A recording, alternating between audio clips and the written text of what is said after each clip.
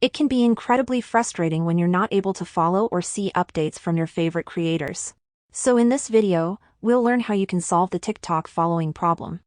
But before we start with the video, if you are new to the channel, make sure to subscribe to our channel for more videos like this in the future. The first step that we'll do is to open the TikTok application on our device, and when you go over to someone else's TikTok profile, but you can't follow them or you get an error message, then one of the problems that may cause this is the TikTok follow limit.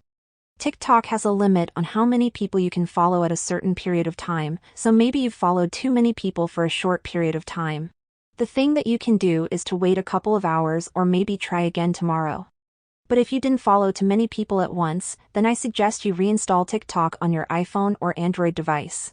You can do that by deleting the app completely, and then go over to your App Store or the Google Play Store and then reinstall TikTok to see if that solved your issue. If you have any comments or suggestions about this problem, make sure to leave them in the comment section down below, and I will see you in the next video.